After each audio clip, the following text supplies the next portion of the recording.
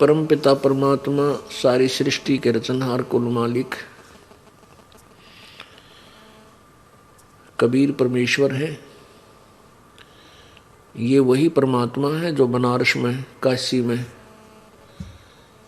भारतवर्ष की पवित्र भूमि पर सन 1398 संवत 1455 ज्येष्ठ सुदी पूर्णमासी को बनारस के अंदर लहरतारा तालाब में विकसित कमल के फूल के ऊपर नवजात शिशु का रूप धारण किया सतलोक से आकर।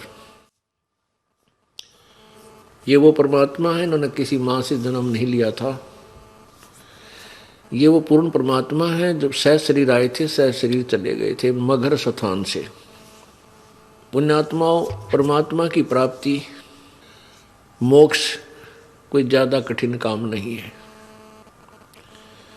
सबसे कठिन काम है ये निर्णय करना कि परमात्मा कौन है, उसके पाने की विधि कौन सी है। और पूर्ण संत प्राप्ति, ये तीन चीज कठिन है। जब पूर्ण संत मिल जाएगा तो वो संशय भी निवारण हो जाएंगे। अब ये सत्संग जो तत्व ज्ञान के आधार से किया जाता है, ये वो तत्व ज्ञान है, ये वो सच्चिदानंद घन की वाणी में वर्णित यथार्थ ज्ञान है जो किसी भी ऋषि महर्षि के हाथ नहीं लगा। उनको ये ज्ञान नहीं हुआ। केवल कुछ एक पुण्यात्माओं को परमेश्वर स्वयं आकर के सतलोक से आकर के मिले। जैसा कि उसका विधान है, परमात्मा स्वयं ही आते हैं, अपने तत्व ज्ञान को ठीक ठीक वो स्वयं ही प्रचार करते हैं। परमात्मा की परिभाषा अर्थात अपनी जानकारी वो स्वयं ही आकर के बताते हैं, क्योंकि काल भगवान ने सब मिथ्या ज्ञान लोक वेद पूरे मानव समाज में प्रवेश कर रखा होता है। उसी पूर्ण परमात्मा ने आज से लगभग 600 वर्ष पूर्व यही तत्व ज्ञान सच्चिदानंद घन की वाणी में, अपनी कबीर वाणी में लिखवाया हुआ था, उच्चारित किया था, बोला था, जो धर्मदास जी साहेब ने उसको लिपिबद्ध किया था। और वो ज्ञान आज सभी सदग्रंथों से भी मेल खाता है। अब इस तत्व ज्ञान के आधार से निर्णय किया जाएगा कि परमात्मा कौन है, कुल का मालिक कौन है और उसके पाने की विधि क्या है। ये स्पष्ट हो जाने के बाद फिर परमात्मा का पाना कठिन नहीं, क्योंकि परमात्मा की भक्ति बहुत ही साधारण है, जिसको प्रत्येक वर्ग कर सकता है। गरीब से गरीब कर सकता है, बीमार कर सकता है, रोगी और स्वस्थ सभी भगवान को प्राप्ति कर सकते हैं। लंगड़े लूले जो भी हैं वो परमात्मा प्राप्ति कर सकते हैं। ये निर्णय होते ही कि परमात्मा ये है, कबीर देव है, कबीर भगवान, और यही पूजा के योग्य है, इसके पाने का ये मंत्र है। और पूर्ण संत से ही मंत्र प्राप्त करके भक्ति की जाती है। ये तीनों चीज मिलने के बाद, स्पष्ट हो जाने के उपरांत, चलते फिरते, बैठ के, लेट के, सफर में, यात्रा में आप उस नाम का जाप करते रहिए। और गुरु मर्यादा में चलिए। जो भी धर्म क्रियाएं बताई हैं वो करते रहिए।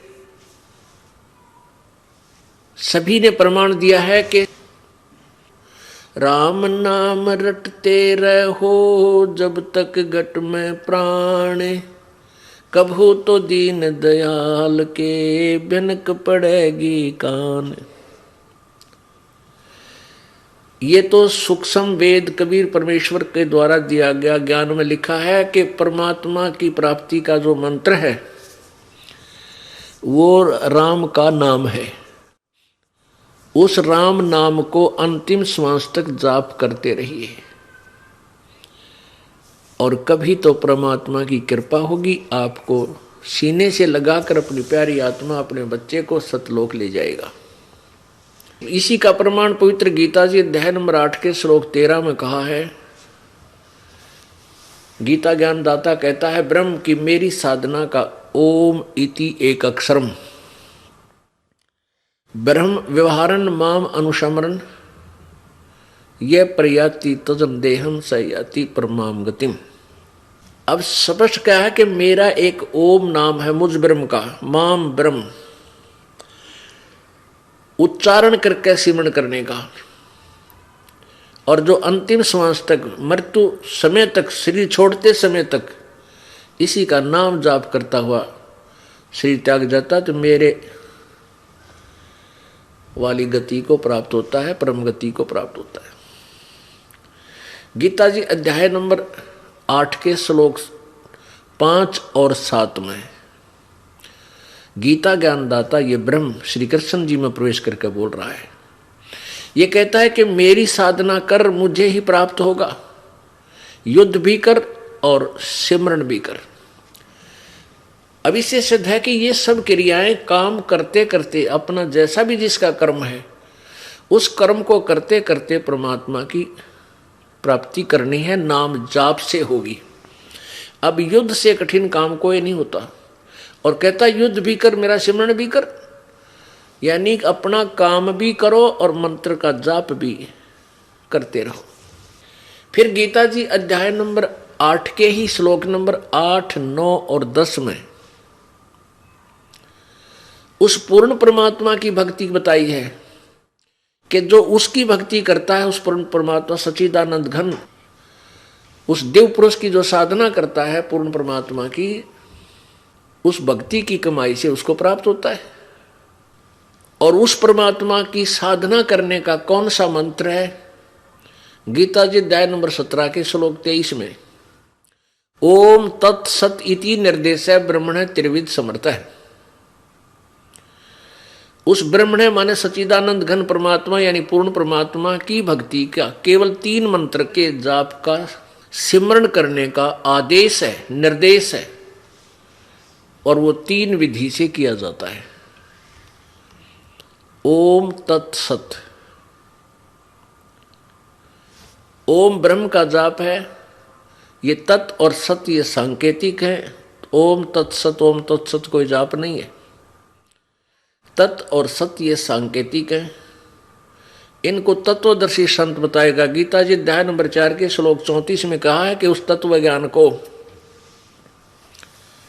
जिसमें बहुत प्रकार के धार्मिक अनुष्ठानों का विवरण है, यथार्थ भक्ति की विधि है, उसको तू तत्वदर्शी संतों के पास जाकर समझ, उनको दंडवत प्रणाम करने से, कपट छोड़कर प्रश्न करने से वो तत्वदर्शी संत तुझे उस तत्व ज्ञान का परमात्म तत्व की जानकारी देंगे, तत्व ज्ञान सुनाएंगे। तो ओम तत्सत को केवल तत्वदर्शी संत ही स्पष्ट कर सकता है। ओम तत्सत कोड वर्ड है। तो कहने का भाव यह है कि जो भी साधना करनी है नाम का जाप करने के करनी है। जैसे यजुर्वेद अध्याय नंबर 40 के श्लोक नंबर 15 मंत्र नंबर 15 में कहा है कि ओम कर्तु समर किलवे समर और कर्तुम समर। ओम नाम का जाप काम करते करते सिमरण करो, विशेष कसक के साथ सिमरण करो, और अपना मूल कर्तव्य जानकर, मनुष्य जीवन का मूल कर्तव्य है परमात्मा की भक्ति, ये जानकर उसका सिमरण करो। तो इन पवित्र सदग्रंथों ने सिद्ध कर दिया कि परमात्मा के पाने का केवल एक जाप मंत्र है। ब्रह्म तक का ओम जाप है। इससे अतिरिक्त जो कोई अन्य मंत्र जाप करते हैं, जैसे ओम नमः शिवाय, ओम वासुदेव भगवते नमः, ओम एवं नमः, ये इस तरह के जो मंत्र हैं ये कोई जाप के नहीं है। कोई भी सदग्रंथ प्रमाण नहीं देता इनका। तो ब्रह्म का जाप है ओम, और परब्रह्म का जाप है तत्। तत् मंत्र वो और है जो ये दास बताएगा।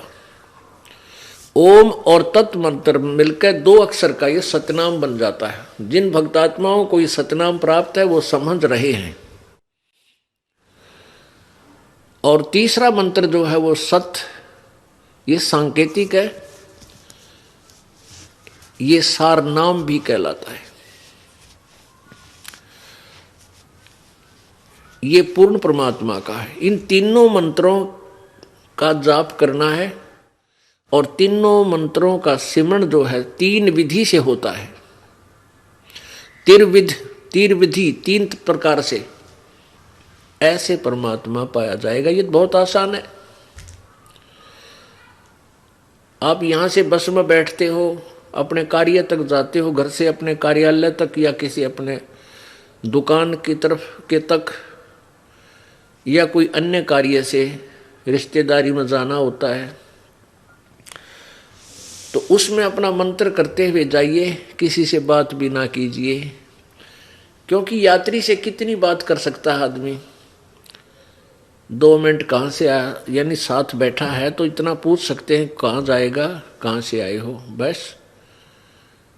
उसके बाद फिर अपना परमात्मा की भक्ति सिमरण शुरू कर दीजिए। ये ऐसा सिमरण है दूसरे को ये भी नहीं पता ये मंत्र कर रहा है या वैसे स्वाभाविक बैठा है। श्वास उश्वास से इसका जाप होता है। इसी प्रकार कोई किसान है तो अपने खेत में काम भी करे, जैसे हाली बीज धुन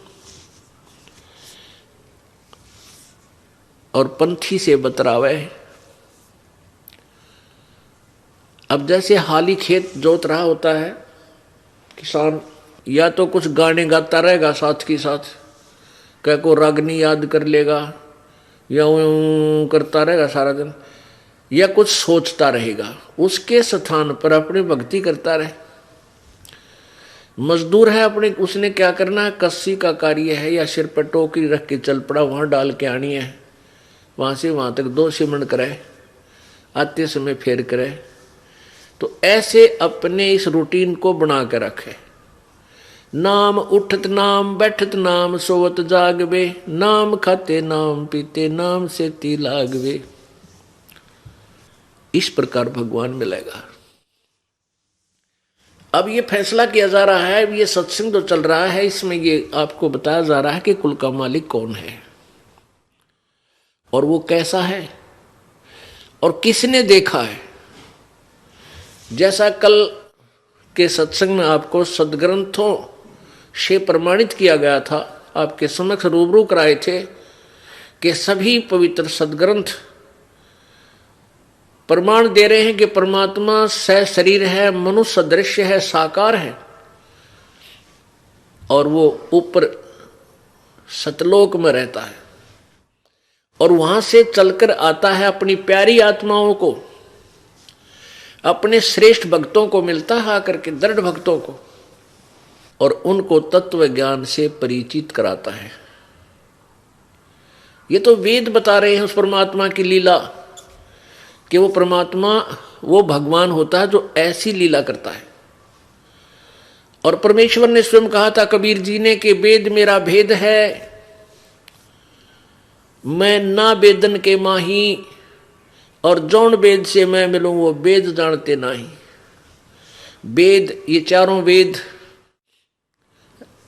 ऋग्वेद, यजुर्वेद, अथर्ववेद और सामवेद, ये चारों वेद परमात्मा कबीर जी की महिमा से परिपूर्ण है, उस पूर्ण परमात्मा की महिमा से परिपूर्ण है। लेकिन इन चारों वेदों में परमात्मा कबीर भगवान पूर्ण परमात्मा के पाने की विधि नहीं है। इसलिए परमात्मा कबीर जी अपनी वाणी में कहते हैं कि ये चारों वेद मेरा ही भेद बता रहे हैं, पर मैं मिलो वेदन से नहीं, मैं इन चारों वेदों में वर्णित विधि से मैं प्राप्त नहीं हो सकता। और जौन वेद से मैं मिलूं वो वेद जानते नहीं। जिस वेद से मैं मिलूं यानी सूक्ष्म वेद से परमात्मा कबीर जी के पाने की विधि उसमें लिखी है, तो वो चारों वेदों में नहीं है, वो ये वेद जानते ना। आज सुबह के सत्संग में आपको ज्ञान दिया था, जानकारी दी थी कि आदरणीय गरीबदास साहिब जी को परमात्मा मिले। उन्होंने सतलोक में परमेश्वर के दर्शन किए और वही परमात्मा छुडानी गांव में, जिला झज्जर, हरियाणा प्रांत, भारतवर्ष में, वो सशरीर आए थे जिंदा महात्मा रूप बना के, और अपनी प्यारी आत्मा, उस श्रेष्ठ आत्मा, अपनी उत्तम आत्मा गरीबदास जी को मिले। उनको अपना भेद बताया, सचखंड दिखाया, फिर वापस छोड़ दिया। उस प्यारी आत्मा ने फिर आंखों देखा उस पूर्ण परमात्मा का ज्ञान अपनी एफिडेविट में, अपनी अमृत वाणी में, अपने अनुभव की वाणी में लिखा हुआ है। वो जो आपको ये दास रह रह कर सुनाता है, उस गरीबदास साहिब जी की अनुभव की वाणी परमात्मा प्राप्ति के उपरांत। तो परमात्मा कौन है, कैसा है, कैसे मिलता है, ये सारी विधि सब विस्तार से विवरण संत गरीबदास जी ने अपनी वाणी में लिखा है। अब आपके समक्ष एक गवाह आदरणीय संत गरीबदास जी महाराज हो गए कि कबीर इज गॉड, कबीर भगवान है और यही कुल का मालिक है, ये पूर्ण परमात्मा है। तो आदरणीय गरीबदास साहिब जी ने अपनी वाणी में क्या बताया है, अनंत कोट ब्रह्मंडे का एक रति नहीं भारे, सतगुरु पुरुष कबीरे हैं ये कुल के सिरजनहारे। ओए होए, अनंत कोटि ब्रह्मांड का वो ही रचने वाला है, और उसके ऊपर उनका इतना भी भार नहीं है कि अपने वचन से, अपनी शब्द की शक्ति से इन सबको घुमा रखा है। सब चक्कर काट रहे हैं उस परमात्मा के एक वचन से, कैसे चलो तुम, ये अपने आप चल रहे हैं। अब आपके समक्ष दूसरे गवाह, वो प्यारी आत्मा जिनको परमात्मा प्राप्त हुआ, वो बताते हैं। आदरणीय दादू साहेब जी, दादू साहेब जी जब 7 वर्ष के थे, 7-8 वर्ष के बालक थे, बच्चों में खेल रहे थे, वहां एक बूढ़ा बाबा बनकर, यानी जिंदा महात्मा के रूप में परमात्मा प्रकट हुए। उनको तत्व ज्ञान से परिचित कराया और उस आत्मा को लेकर परमात्मा ऊपर सचखंड में गए, सतलोक दिखाया। उधर से दादू साहेब जी का शरीर अचेत हो गया, बेहोश हो गए, लेकिन मृत्यु नहीं हुई। आत्मा ऊपर चली गई, शरीर को जीवित रखा प्रभु ने। 3 दिन और 3 रात तक बेसुध पड़े रहे, और जैसे स्वप्न देखते हैं ऊपर सतलोक, सचखंड सब कुछ दिखाकर तीसरे दिन वापस छोड़ दिया। उसके बाद उस दादू साहेब जी ने, आदरणीय दादू साहेब जी ने परमेश्वर कबीर जी की कलम तोड़ महिमा गाई है। जिन मोको निज नाम दिया सोए सतगुरु हमारे, दादू दूसरा कोई नहीं ये कबीर सिरजनहारे।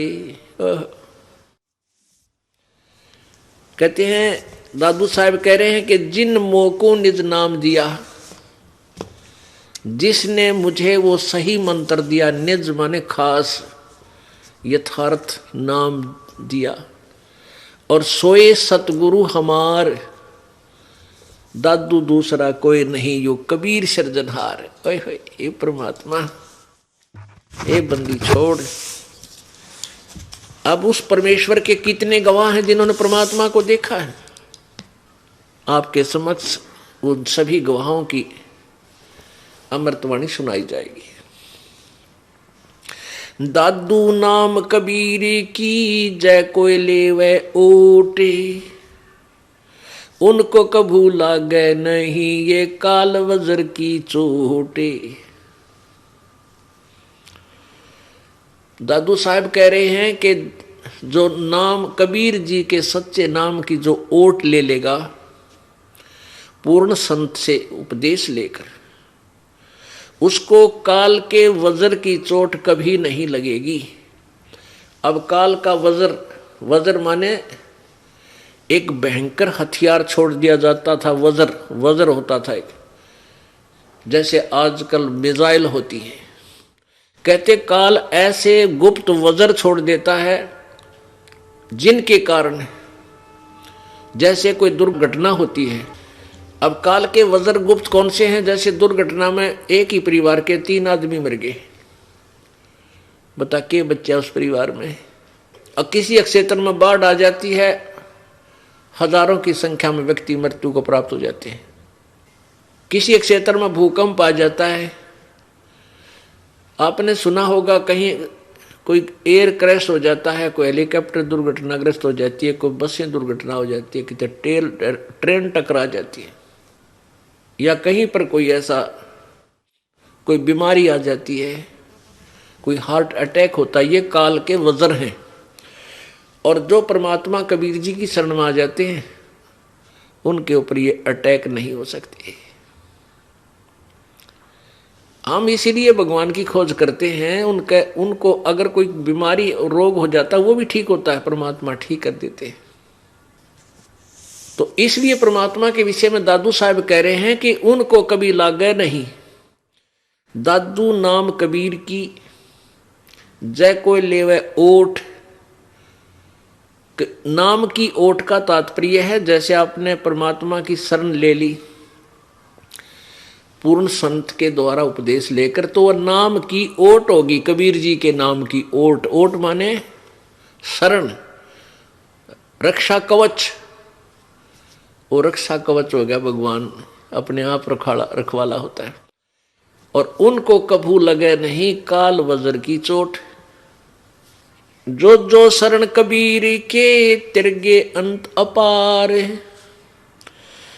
दादू गुण की ताक है कहत न आवे पार। जो कबीर जी की शरण में आए हैं ना जाने कितने पार हो गए, उनका वर्णन नहीं कर सकते। परमात्मा प्रत्येक कलयुग में, वैसे तो प्रत्येक युग में आते हैं, लेकिन उन 3 युगों में थोड़े ही जीव पार होते हैं और चौथे कलयुग में परमात्मा थोक के बाह से पार करते हैं बिना गिनती के।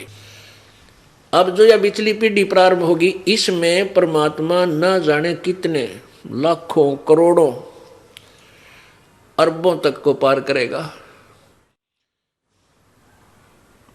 और ये सुअवसर इसी युग में, कलयुग में और इस पिछली पीढ़ी में होता है। कुछ हजारों वर्षों तक ये ज्ञान चलेगा। हजारों वर्षों तक जो भी पुण्यात्मा परमात्मा की प्यारी होंगी, उनका जन्म आप पुण्यात्माओं के घर में अच्छी आत्माओं का होगा।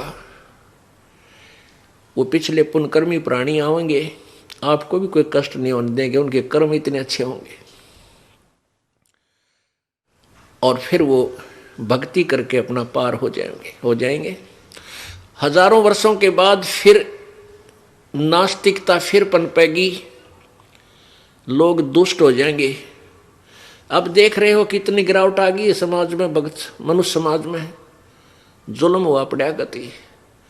और अब इस ज्ञान से एक बार फिर सेट होएगा, भगवान से डरने वाली अच्छी आत्मा ऊपर आवेंगी, उभरेंगी, और निकम्मी आत्मा भी अच्छी हो जाएंगी। इस ज्ञान को सुनकर कोई किसी को दुखी नहीं करेगा, कोई लूटे खसोटे नहीं गा। उनको पता लग जाएगा किसके लिए कर रहा हूं, और करूंगा तो फिर पाप भी मुझे भोगने पड़ेंगे। किसी का कोड लग रहा है, किसी की आंख फूट गई, किसी का कैंसर हो गया, किसी की जीभ कट गई, किसी का हाथ कटा पड़ा है। ये पाप कर्मों के परिणाम है। फिर जब को ये पता हो जाएगा कि ये जैसे जो हमें आपदाएं आती हैं ये हमारे पाप कर्मों से आती है, फिर कोई बुरा नहीं कर सकता। अनजानपने में हाथ जला रहे हैं हम, अनजानपने में नंगे तार को, बिजली के तार को जिसमें करंट होता है उसको भी छू लेता है बालक, और मृत्यु को प्राप्त हो जाता है।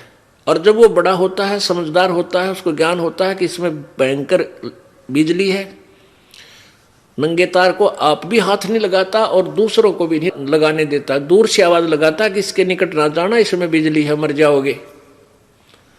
तो पुण्यात्माओं, ये जो पाप अज्ञानता में कर रहे हैं, कोई मिलावट करता है, कोई चोरी कर रहा है, कोई लेकर नहीं देता, कोई झूठ बोल रहा है, कोई रिश्वत लेता है, ऐसे ऐसे जुल्म कर रहे हैं, कोई दहेज मांगता है, परेशान करता है किसी दूसरे को। और जो जिसके अधीन है, जैसे पत्नी अधीन है पति कर, वो अपनी पत्नी को तंग करता है तो पाप का भागी होता है। ऐसे ही जो जिसके अधीन है, वो तगड़ा आदमी अपने से नीचे वालों को परेशान करता है, उसको बहुत बुरा हाल होता है। तो फिर हमने डर लगेगा कि आत्मा परमात्मा की है और इनको हम दुखी करेंगे तो प्रभु हमसे नाराज हो जाएगा, क्योंकि उसके बालक हैं ये उस धनी के बच्चे हैं। धनी के बच्चों को कोई तंग करता है तो उसकी फिर शात आया करे, उसकी खूब पिटाई करता है वो, तो फिर हमने डर लगेगा, फिर हम गलती नहीं करेंगे। तो ऐसे हम परमात्मा के इस ज्ञान को समझकर एक मानव बनेंगे। अब हम मानव नहीं रहे। कहते कुब्द कांचड़ी चढ़गी चित पे तू होया मनुष्य से नागरे, सूझे नहीं सजन सुख सागर बिना प्रेम बैराग रे। कुब्द कांचड़ी यानी ये कुमत रूपी कांचड़ी आपके ऊपर चढ़ गई है। मनुष्य के स्थान पर नाग बन गए, काग बन गए। जैसे काग क्या करता है, कौवा क्या करता है कि गधा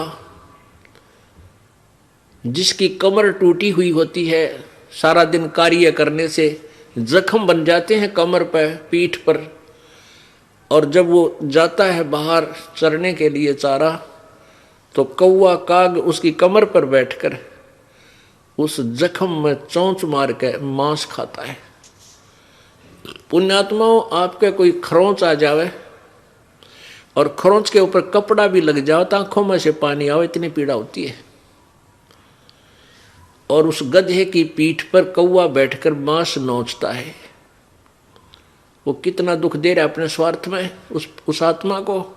ऐसे ही जो दुष्ट आत्मा दूसरों को सताते हैं, कोई चोरी करता है, कोई ठगी करता है, कोई रिश्वत लेता है, या वैसे दबाव बनाता है, मानसिक परेशानी पैदा करता है, गालियां देता है, बुरा बोलता है, बहन बेटी को तकता है, बोल रहा लड़ने को तैयार होता है, ऐसी दुष्ट आत्माएं कहते तू होया मनुष्य नाग रे। अब नाग बन गया, काग की तरह जुल्म करने लग गया, इंसान नहीं रहा। तो इस तत्व ज्ञान से हम वास्तव में मनुष्य बनेंगे और मनुष्य से फिर देवता बनेंगे और देवता बनकर हम सतलोक जाएंगे। देव का अर्थ होता है अच्छी आत्मा, क्योंकि सतलोक के अंदर अच्छी आत्मा ही जा सकेंगी, जिनमें दया होगी, पापों से डरने वाले होंगे, प्रभु पर विश्वास करेंगे। जो जो शरण कबीर की ये तिरगे अंत अपार, दादू गुण के ताकहूं कैतन आवे पार। अब कलयुग के लास्ट में कृत घनी लोग हो जाएंगे, कोई मर्यादा नहीं रहेगी, छोटी आयु हो जाएगी, छोटा कद होगा। कलयुग के अंत में इस मानव की 20 वर्ष की उम्र होगी। 20 वर्ष में ये पैदा भी हो लेगा, जवान भी, युवा भी हो लेगा, बच्चे भी पैदा कर लेगा और मर भी लेगा। वैसे तो 15 वर्ष की रहेगी, क्योंकि 20 तो कोई एक आधा, 20 वर्ष तक तो कोई एक आधा मनुष्य जिया करेगा। जैसे आजकल नौके 100 वर्ष का हो गया वो फलाना, नहीं तो 80-90 में सबकी टिकट कट लेती है, सभी मृत्यु को प्राप्त हो जाते हैं। उस समय फिर 15 वर्ष की उम्र में तकरीबन मर गया करेंगे। और कद कितना होगा, ये गिट्ठ जो है इस 2 गिट्ठ का, यानी 1.5 फुट, हद 2 फुट का। और इतनी जनसंख्या हो जाएगी, इतने कृतघ्नी लोग हो जाएंगे, कोई धर्म को नहीं जानेगा, कोई मर्यादा नहीं, कति पशुओं जैसे व्यवहार, कच्चा मांस खाने लग जाएंगे। तो उस समय ये कलयुग का अंत होगा। और 5 वर्ष की लड़की, 5 वर्ष की लड़की की शादी हो जा करेगी और 5 वर्ष की लड़की संतान उत्पत्ति करने लग जाएगी। उसके बाद कहते हैं और पृथ्वी के ऊपर, पृथ्वी के 3 हाथ यानी 4.5 फुट तक, 4.5 फुट तक उपजाऊ जमीन नहीं रहेगी। 4.5 फुट तक नीचे नीचे कोई उपजाऊ अंश पृथ्वी पर नहीं रहेगा। अब आप देख रहे हो किसान फसल तैयार करते हैं और उसमें कितना ये खाद डालते हैं। अब तो लग रहे हैं पूरी स्पीड से धन इकट्ठा करने को, लेकिन आने वाले समय में यह पृथ्वी कति बंजर हो जाएगी, इसके अंदर उपजाऊ अंश नष्ट हो जाएगा और वर्षा नहीं हुआ करेगी, क्योंकि पापी प्राणियों के लिए वर्षा नहीं होती, पुण्यकर्मी प्राणियों के भाग्य से वर्षा होती है। ऐसे घास फूस और कच्चा मांस जीव जंतु खाकर के ये प्राणी मनुष्य जीव रहा करेंगे। उसमें 10वां अवतार आवेगा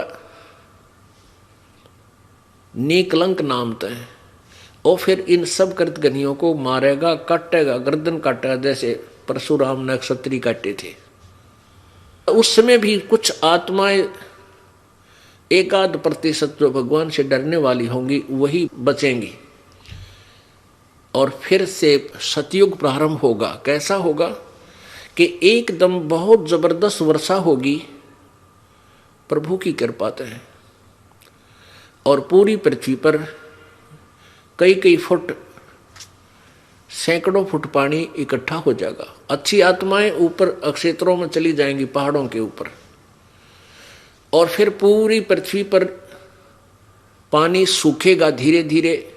जो नीचे उपजाऊ अंश नष्ट हुआ था वो धीरे धीरे जहर, वो विष ऊपर आ जाएगा जल में, और फिर वो धीरे धीरे जब सूखेगा उसमें फिर पूरी पृथ्वी पर घास फूस वन, ये पेड़ पौधे उग जाएंगे, और फिर धीरे धीरे वो ऑक्सीजन जो अप्रदूषण फैल गया है, तो पूरी पृथ्वी पे जब हरे भरे वन हो जाएंगे वो फिर उस ऑक्सीजन को छोड़ेंगे, कार्बन डाइऑक्साइड को ग्रहण करेंगे, और धीरे धीरे वातावरण चेंज हो जाएगा और फिर से सतयुग प्रारंभ होगा। कहने का भाव ये है सारा कि अब ये जो अब समय है, अब से पहले कलयुग में अशिक्षित थे, शिक्षा नहीं थी, और परमात्मा 600 वर्ष पहले आए थे इसी उद्देश्य से कि इन कलयुग के लोगों को, प्राणियों को कुछ झटका दिखा दूं कि भगवान इसे काम करता है। अपनी समर्थता का प्रमाण देने के लिए आए थे 600 वर्ष पहले, वह पहली पीढ़ी थी, लेकिन उस समय अशिक्षित होने के कारण इन काल के दूतों का, इन नकली गुरुओं का दाव लगा रहा। ये लगा रहा कि कबीर अशिक्षित है, ये वेदों और शास्त्रों के बारे में नहीं जानता, झूठ बोलता है, ब्रह्मा विष्णु महेश अजरो अमर है, वो कहता है अजरो अमर नहीं है, इनके माता पिता हैं, इनका जन्म मृत्यु होता है। ये कबीर झूठ बोलता है। कबीर जी के बारे में ऐसी धारणा उन अज्ञानी ऋषियों गुरुओं ने, हिंदू गुरुओं ने फैला दी, और आम जनता ने यह मान ली सच्ची, सच्चा मान लिया कि कबीर जी अशिक्षित है, और हमारे गुरु जी ब्राह्मण ऋषि महर्षि जी ये संस्कृत के जानने वाले हैं, इन्होंने सदग्रंथों को पढ़ा हुआ है, और कबीर जी अशिक्षित हैं इसलिए ये झूठ बोल रहे होंगे, ये तो मानना पड़ेगा।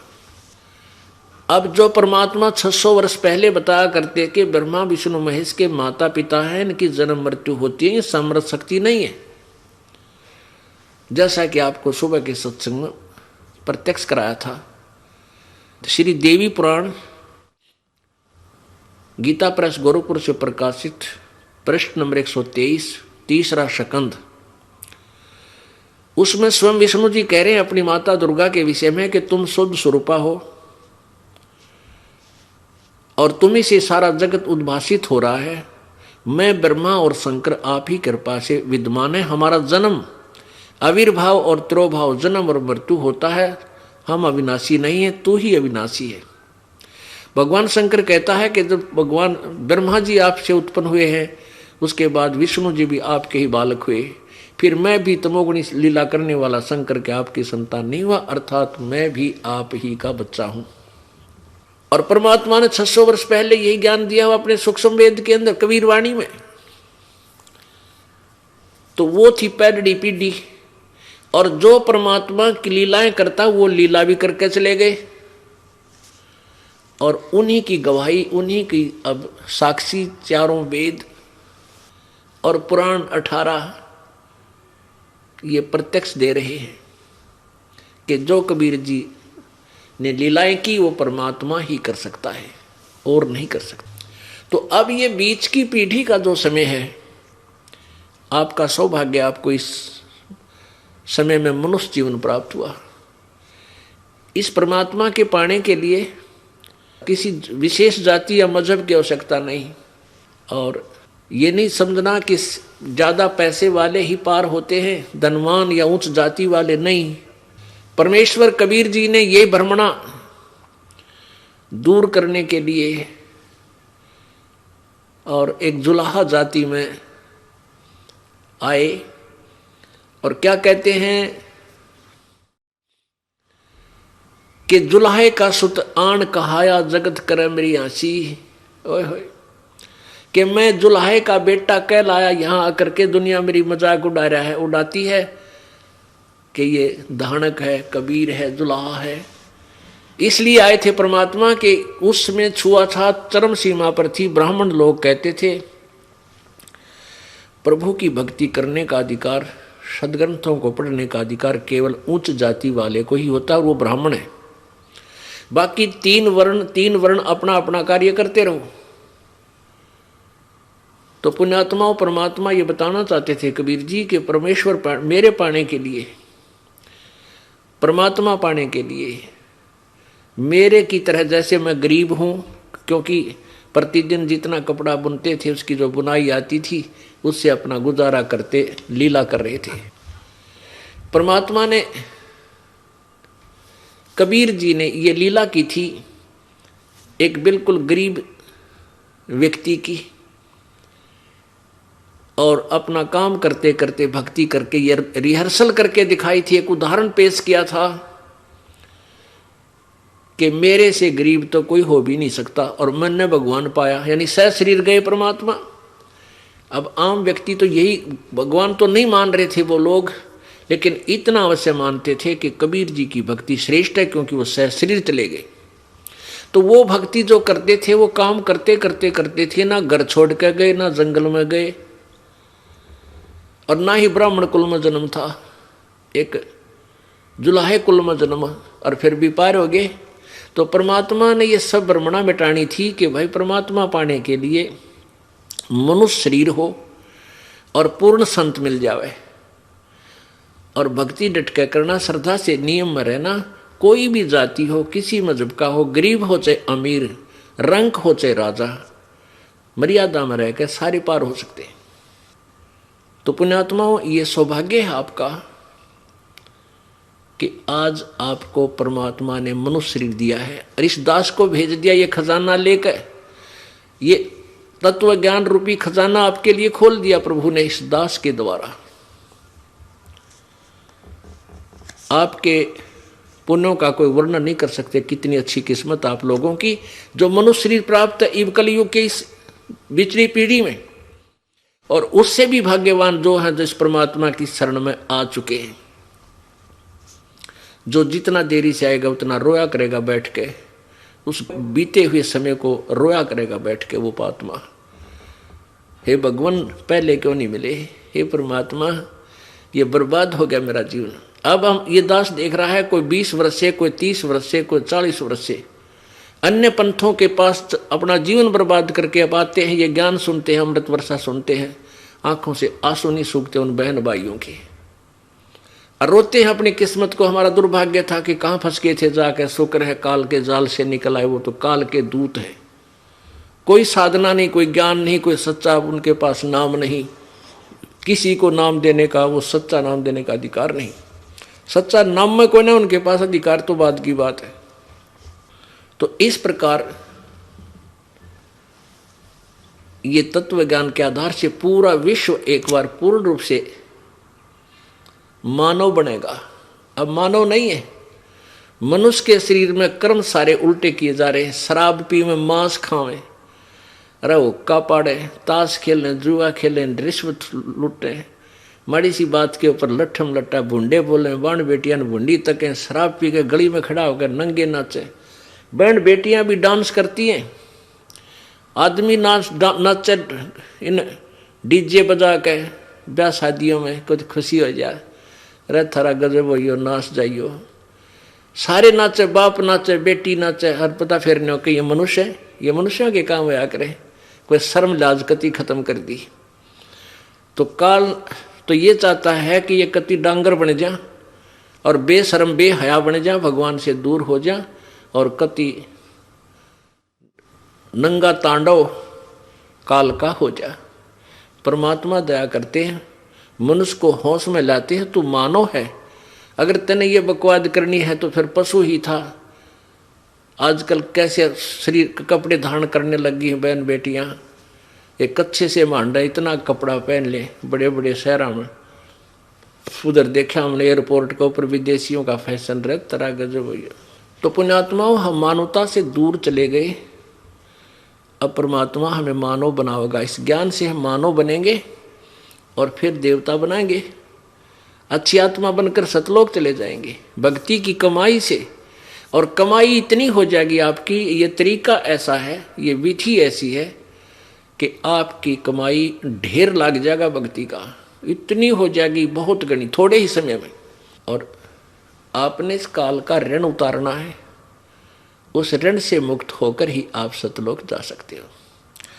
तो प्रसंग चल रहा है कि उस परमात्मा को किस किस ने पाया, उन्होंने फिर क्या गवाही दी, वो भगवान कौन है। दादू नाम कबीर का सुनकर का पैकाल, नाम भरोसे नर चले तो हो न बाका बाल। ओह, दादू साहब जी कह रहे हैं कि परमेश्वर कबीर जी का नाम सुनते ही, कबीर जी का नाम यानी वो सच्चे नाम मंत्र की जो धुन है, मंत्र की जो कमाई है, उसको सच्चे नाम को सुनकर काल भी कांपने लग जाता है। ये ब्रह्म ज्योति निरंजन जो गीता जी अध्याय नंबर 11 के श्लोक नंबर 32 में अपना स्वरूप दिखाता है, इतना भयंकर रूप श्री कृष्ण जी में प्रवेश करके फिर उससे बाहर निकलकर, श्री कृष्ण जी से बाहर निकलकर दिखाता हुआ अपना स्वरूप, 1000 भुजा, 1000 आंखें, 1000 मुंह, 1000 हाथ, और फिर इतनी बूंदी भयंकर आकृति जिसको देखकर कांप रहा है अर्जुन, अर्जुन जैसा योद्धा भी घबरा रहा है। वो काल कबीर परमात्मा के सामने, इस नाम के सामने कांपन लग जाता है। और कहते हैं जो पुण्यात्मा प्रभु के इस सच्चे नाम सतनाम के सहारे चलेगी, इस सच्चे नाम को जो ये दास आपको देगा, इस नाम का भरोसा रखेगी तो उसका बाल भी बांका काल नहीं कर सकता। दादू नाम कबीर का सुनकर का पैकाल, नाम भरोसे नर चले तो हो न बांका बाल। इस नाम का पूरा भरोसा रख, विश्वास रख, और किसी की बात मां के नाम खंड मत कर देना। कबीर करता आप है दूजा ना कोई, दादू पूर्ण जगत को भक्ति दृढ़ावत सोए। दादू साहब कह रहे हैं कि कबीर करता आप है, वो आप ही करतार है, सारी सृष्टि का रचने वाला है और कोई नहीं है, दूजा नहीं कोई। और दादू पूर्ण जगत को सत भक्ति दृढ़ावत सोई, यानी सच्चा ज्ञान वो कबीर परमात्मा ही आकर बताता है पूरे विश्व को। ठेका पूरा होवे जब सब कोई तजय शरीर, दादू काल गंजे नहीं जपे जो नाम कबीर। समय आने पर सबने शरीर छोड़ना पड़ेगा। ठेका पूरा होवे जब सब कोई तजय शरीर, क्योंकि ये ठेका हमारा, यानी जितना समय आपका वहाँ डिपॉजिट है, आपके पुण्य उसके आधार से आपको श्वास गिन के दे रखे, और जब ये पूरे हो जाएंगे आपको जाना पड़ेगा। फिर दादू साहब कहते हैं कि जो सच्चे नाम से जुड़ा हुआ है उसको काल नहीं पकड़ सकता, उसको काल नहीं कैच कर सकता। जैसे गरीबदास साहब जी ने भी यही प्रमाण दिया था कि धर्मराय दरबार में देई कबीर तलाक, मेरे भूले चूके हंस को तू पकड़िए मत कजाक। कबीर जी ने धर्मराज को जाकर धिक्कारा था, फटकारा था कि ओ कजाक, ए निकम्मी आत्मा, खबरदार जब मेरे कबीर जी के हंस को, जो मेरे सच्चे संत से उपदेश प्राप्त प्राणी को तू नहीं पकड़ेगा, ना उसका अकाउंट करेगा। और कहते हैं कर्म भ्रम ब्रह्मंड के मैं पर मैं करहूं नेस, जिन हमरी दोही दी सो करो हमारा पेश। तो यहां क्या बताते हैं, ठेका पूरा होवे जब सब कोई तजय शरीर, दादू काल पकड़े नहीं जपे जो नाम कबीर। कबीर परमेश्वर की महिमा से परिचित है, जो सच्चे नाम का जाप करता है उसको काल नहीं रोक सकता, उसको पकड़ नहीं सकता। आदमी की आयु घटे तब यम घेरे आए, सुवर्ण किया कबीर का दादू लिया बचाए। जो सत भक्ति नहीं करते, आन उपासना करते हैं, या भक्ति बिल्कुल नहीं करते, घूटी सूटी लाते हैं, हुक्का पाड़े, तमाकू पीवें, खावें, भांग पीवें, जब वो मृत्यु होगी तो उनको यम के दूत आकर पकड़ लेंगे। और जो परमात्मा की भक्ति करते हैं उनके निकट यम के दूत नहीं आ सकते। कबीर जी की जो भक्ति करते हैं सच्चे नाम के आधार से, यथार्थ मंत्र से। मेट दिया अपराध सब आ मिले छनमाही, दादू संग ले चले वो कबीर चरण की छाही। अब जैसे गरीबदास जी ने बताया कि परमेश्वर कबीर जी ने कहा थे, कर्म भ्रम ब्रह्मंड के मैं पल में करहूं नेश, नष्ट कर दूंगा, ऐसे मार दूंगा, यानी सारे अपराधों का नाश कर दूंगा मेरी प्यारी आत्मा का। और जिन हमरी दोही दी सो करो हमारे पेश, तू मत पकड़ना, मेरे पास भेज देना।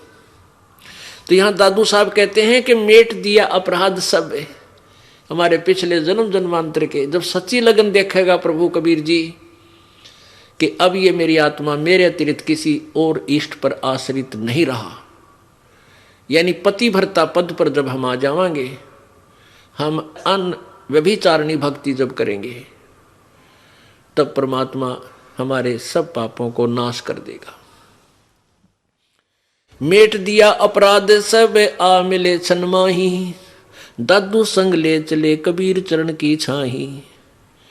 सेवक देव निज चरण का दादू अपना जान, और भृंगी सत कबीरे ने कीन्या आप समान। दादू अंतर्गत सदा छिन छिन सुमन ध्यान, वारो नाम कबीर पर पल पल मेरा प्राण। सुन सुन साख कबीर की काल नवावे माथ,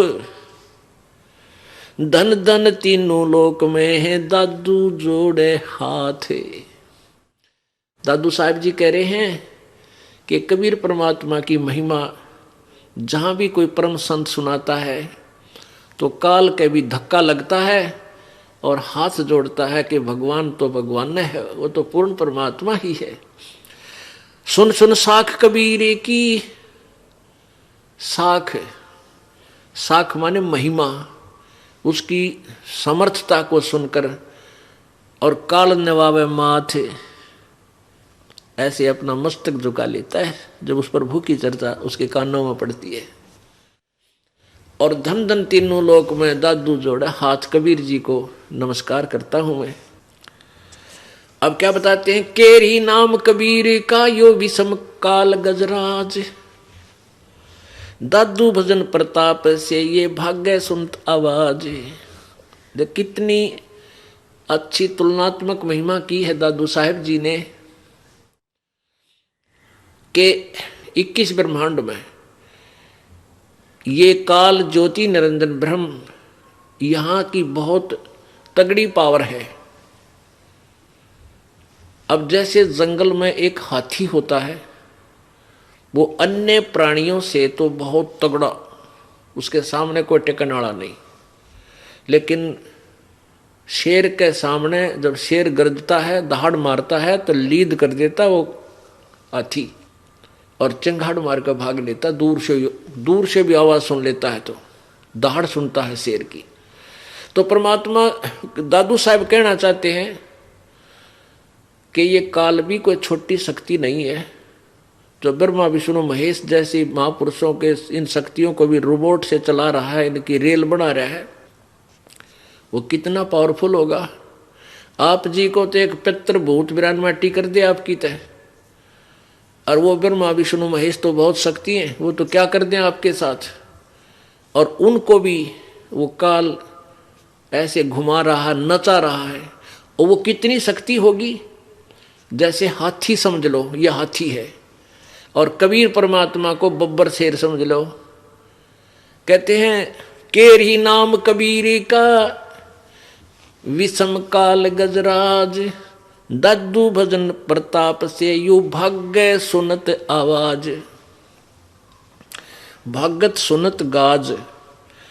अब जैसे केरी तो कबीर परमात्मा को तो केहरी यानी बब्बर शेर समझो, यानी उस परमात्मा की भक्ति शक्ति, उसका नाम सिमरन बब्बर शेर समझ लो। और काल को समझ लो हाथी गजराज। गजराज माने हाथियों में भी तगड़ा हाथी, उनका सरदार, उनका मुखिया। और नाम की इस कबीर परमात्मा की भक्ति का आगे वो इन्हों डांक ठोक दे, भाग जाता, दौड़ जाता है, दूर हो जाता है। केरी नाम कबीरी का विषम काल गजराज, दादू भजन प्रताप से ये भाग्य सुनत आवाज। एक पल नाम कबीरे का दादू मन चितलाए, अष्टि के असवारे को स्वान काल नहीं खावे। अब किसी तुलना की है अपने परम पिता परमात्मा कबीर जी की शक्ति की, कि जो प्यारी आत्मा, जो पुण्यात्मा परमात्मा कबीर जी की शरण में आगे हैं पूर्ण संत के द्वारा। वैसे नहीं कबीर पंथी कर ना जाने कितने, उनका नहीं कोई, उनको वहां वो कबीर पंथी नहीं है, वो कबीर जी की शरण नहीं है, क्योंकि उनके पास वो मंत्र नहीं है जिससे काल डरे। इस पृथ्वी पर वर्तमान में इस दास के अतिरिक्त किसी के पास अधिकार नहीं है ये सच्चा नाम देने का, सत्य नाम देने का और सार नाम देने का। और ये ज्ञान किसी के पास नहीं है, ना कबीर पंथियों के पास है, औरों के पास तो होगा ही कहां। तो इसके अतिरिक्त किसी के पास भी ये नाम नहीं। तो इस नाम की कितनी महिमा है। जिसने परमात्मा कबीर जी का सच्चा नाम ले लिया इस दास के द्वारा, तो वो कितना काल की पहुंच से कितना दूर हो जाता है, कितना ऊपर उठ जाता है। जैसे हाथी के ऊपर बैठे किसी व्यक्ति को और कुत्ता हानि नहीं पहुंचा सकता, हाथी पर बैठे हुए व्यक्ति को कुत्ता श्वान कुछ भी हानि नहीं कर सकता, वो चाहे बेशक भौंकता रहे। तो पुण्यात्माओं, आप जी जो परमेश्वर कबीर जी की शरण में आगे हो, आप समझ लो हाथी पर बैठ गए और काल की पहुंच से कितना दूर हो गए। काल को कुत्ते की श्वान की संज्ञा दी है। अब समझ लो कि श्वान, काल तो श्वान है, हाथ कुत्ता है, और आप हाथी पर बैठ गए। ये आपका कुछ नहीं बिगाड़ सकता। हाँ, यदि आप ही हाथी से नीचे उतर जाओगे तो पिंडी पाट देगा आपकी जाति। हाथी से उतरने का अर्थ है कि आपने यदि नाम तोड़ दिया, नाम टूट गया, तो परमात्मा की ओट हट गई। वो शरण थी, वो आड़ थी, जो सहारा था, मालिक ने वापस ले लिया। फिर तो काल आप पर खाओगा। तो इसलिए परमात्मा को हमने समझना है, उसके ज्ञान के आधार से हमने चलना है। पल एक नाम कबीर का दादू मन चितलावे, हाथी के असवार को स्वान काल नहीं खाए। सुमृत नाम कबीर का कटे काल की पीर, दादू दिन दिन ऊंचा होवे है परमानंद सुख सीर। परमात्मा के कबीर जी के सच्चे नाम का जाप करने से कटे काल की पीड़, ये काल के द्वारा दी गई यातनाएं, जो दुख आपको दिए जा रही हैं, सब समाप्त हो जाएंगे। और दादू पल दिन दिन ऊंचे ऊंचे हुए, यानी प्रतिदिन आप कि भक्ति बढ़ती चली जाएगी और आपका उत्थान होने लग जाएगा, आपके संकट कटने लग जाएंगे। और फिर परमानंद सुखसीर, परमानंद परम आनंद यानी सबसे श्रेष्ठ आनंद सतलोक में आपका सीर होगा। सीर माने वहां आपका स्थान होगा, आपका हिस्सा होगा, आपका भाग होगा, पार्ट होगा, आपका वहां पर स्थान बन जाएगा, उसमें आपका सीर हो जाएगा, आपका पार्टनरशिप हो जाएगी, यानी आप वहां के भागीदार हो जाओगे, सतलोक के सुख के भागी हो जाओगे, सतलोक चले जाओगे। आगे कितनी प्यारी व्याख्या की है आदरणीय दादू साहेब जी ने परमात्मा की। और संत सब कूप हैं और केते झरीता नीरे, दादू अगम अपार है ये दरिया सत्य कबीरी। ओह, कहते हैं कई क्या कहते हैं भक्तजन कि एक हमारे गांव में एक संत था, उसने ऐसा चमत्कार कर दिया। हमारे वहाँ एक बाबा जी था, उसने ऐसा कर दिया। और कहते हैं उन्होंने ऐसा चमत्कार कर दिया। तो उसके विषय में क्या बताते हैं कि जैसे भगवान विष्णु जी, भगवान शिव जी, श्री राम जी, श्री कृष्ण जी, ये भी राम हैं, ये भी साहब हैं, ये भी शक्ति युक्त हैं, ये भी मालिक हैं कुछ क्षेत्र के, और इनमें भी शक्ति है मिलती जुलती भगवान वाली। अब जैसे भगवान श्री कृष्ण जी अर्थात विष्णु जी ने राजा मोरध्वज का पुत्र ताम्रध्वज को आरे से चरवा कर बीचों बीच कटवा दिया, लड़का मर गया ताम्रध्वज, और फिर जीवित कर दिया। अब ये शक्ति उनमें भी है, लेकिन श्री कृष्ण जी अपने सगे भाणजे अभिमन्यु को जीवित नहीं कर सके, जो कि महाभारत के युद्ध में प्रथम जन्म मृत्यु को प्राप्त हो गया और पांडवों का कुल नाश हुआ था। और श्री कृष्ण की बहन सुभद्रा का वो पुत्र था, अर्जुन का बेटा, श्री कृष्ण का सगा भांजा, और नहीं जीवित कर सके क्योंकि अभिमन्यु का जीवन शेष नहीं था। उसका इतना ही जीवन था, इतनी श्वास थे, और मोरध्वज के पुत्र ताम्रध्वज का जीवन शेष था, श्वास शेष थे, आयु शेष थी, इसलिए वो उसको जीवित कर सके। अब ऐसे तुलना कर रहे हैं दादू साहेब। और संत सब कूप हैं केते झरीता नीर, दादू अगम अपार है ये दरिया सत्य कबीर। जैसे कुछ तो ऐसे संत समझो थोड़ी बहुत राहत देते हैं, जैसे कुआं होता है, वो कुआं एक परिवार का काम चला सकता है, 2 परिवारों का काम चला सकता है सिंचाई में, जैसे ट्यूबवेल लगा लिया या वैसे। और केते झरीता नीर, जैसे झरना बहता है, वो कुछ क्षेत्र को राहत दे सकता है, बस वो भी दे सकता है राहत, लेकिन कुछ क्षेत्र को। और दादू अगम अपारे है ये दरिया सत्य कबीरी। ओह, अब कबीर जी की अक्षमता समर्थता बता रहे हैं कि कबीर जी को समझो दरिया है, उसमें से अन्य नहर भी निकाल लो, पानी पी भी लो, और सिंचाई भी कर लो, और तो भी उसका अंत नहीं आता। तो ऐसे समर्थ ये कबीर जी है। अपने आत्मा जब हमारे को जब ये पता चलेगा कि कौन परमात्मा कितनी अक्षमता का है, तो उसमें हम अपने आप ही उस परम पिता परमात्मा की तरफ आकर्षित हो जाएंगे, जो सर्व सुखदाई है, अजरो अमर है, जहां जाने के बाद हम कभी मृत्यु को प्राप्त नहीं होंगे।